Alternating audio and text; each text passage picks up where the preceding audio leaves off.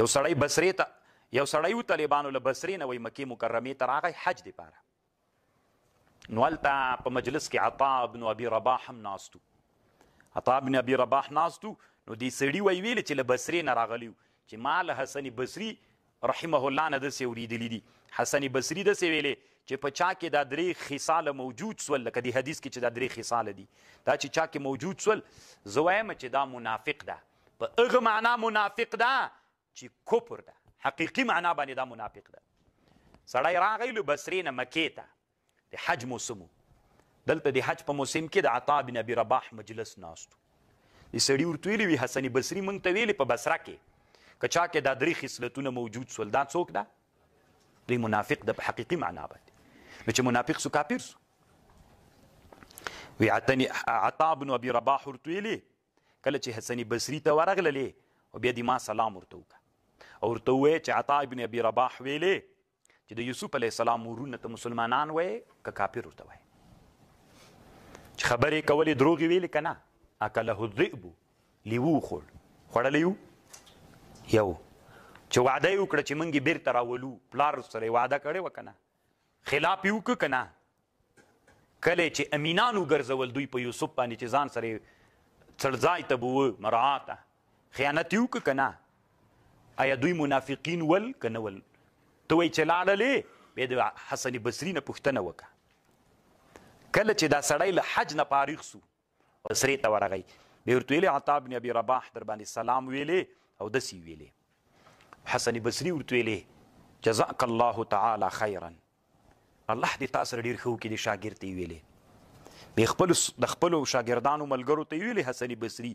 کله مو چې ما نه یو حدیثو خبره واورېده د دې ما خبره ویسئ ویې ګرځوئ په علماو باندې لکه دڅې ویوړه هلته عطا بن ابي رباح ته وروړله چې زه وایم دا منافقین دي کافران دي هغه بیرته ماته ویلي چې دوی کې ته اوس څه وایي مسلمانان یې بلې که کافر یې بلې د یوسف علیه السلام ورونه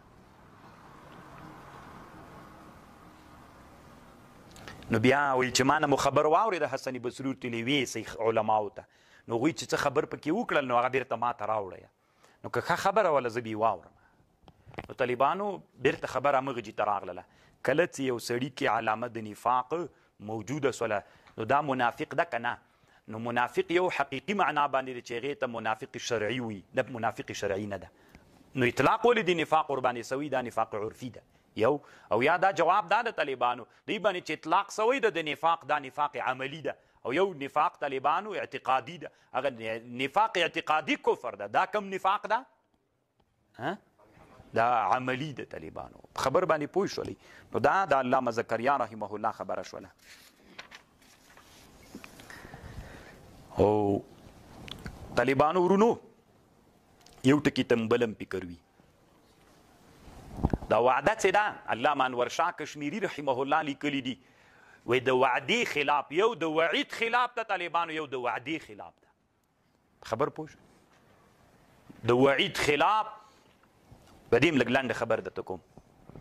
یو د وعدې خلاف ده یو د وعید خلاف ده د وعد او د وعید فرق درته معلوم ده که نه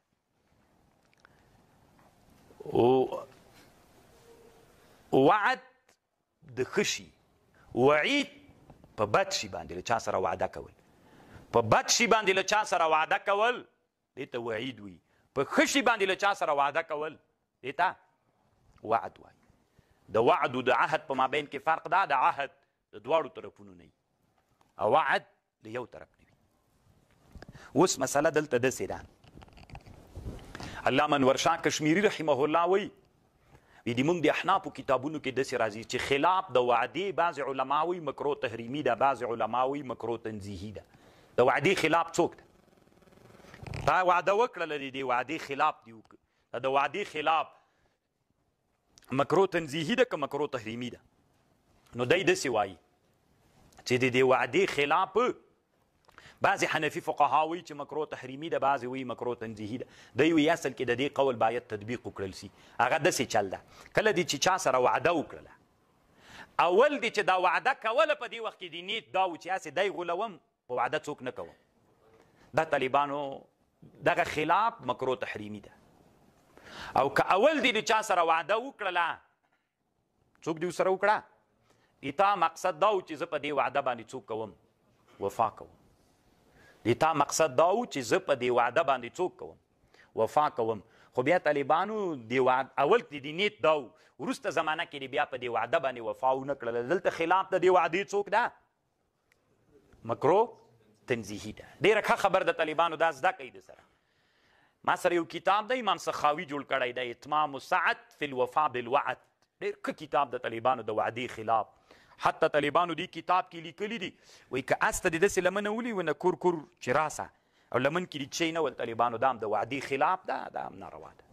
یا وړکي ماشوم ته وایي راسه داسې لاس ورته ونیسه راسه ما هم درکمه، نو هغه چې راولې طالبانو بیا هېڅ شي هم نه وي، دا هم ناروا ده. وعده سوه که نه، وعده کې خلاف سو که نه. نو طالبانو ورونو دی وایي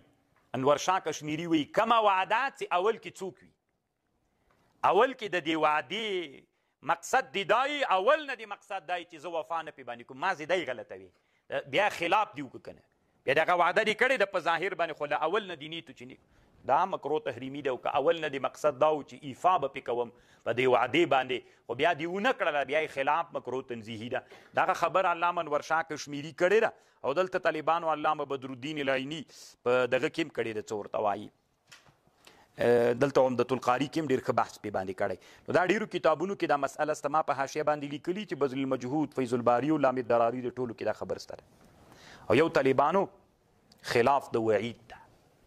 خل په وعید کې ده، خل په وعید کې طالبانو مستحب ده. خبر پوه شو؟ مشهوره داسې ده چې خل په وعید کې څوک ده؟ مستحب ده. ما درته ویلې مې قسم په الله که دې پرېږدم چې ته مې لس ډزه ویستلی نه یې.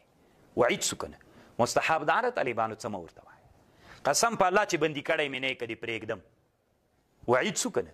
مستحب ده. طالبانو په وعده کې مستحب ایفا ده، په وعید کې مستحب خلاف ده. دا مشهوره داسې ده. طالبانو شامی کې یو مسله باندې بحث کوي، شامی او د مونیې یو شارح د ابن امیر ها داسې دعا کول، ای الله پاکه ټول مسلمانان جنت ته ننباسي، ای الله پاکه د ټولو مسلمانانو ګناهونه وبخې، ای الله پاکه ټول انسانان جنت ته ننباسي. دا دعا څنګه ده؟ دغه مسله په دې باندې بنا ده، ای الله پاکه ټول مسلمانان چیرته ننباسي، یا ټول انسانان جنت ته ننباسي، د ټول انسانانو ګناهونه معاف کړي. دا څوک ده؟ دا الله وعید کړی که نه؟ زه به ډېر انسانان جهنم لأملأن جهنم منک، له تا نه و هغه څوک چې نو اوس طالبانو الله وعید کړی ده. خل په وعید کې خو ته مستحب ده. نو دا مسله په دغه باندې بنا ده، داسې دعا کول چې ټول مسلمانانو ته ګناهونه وبخي.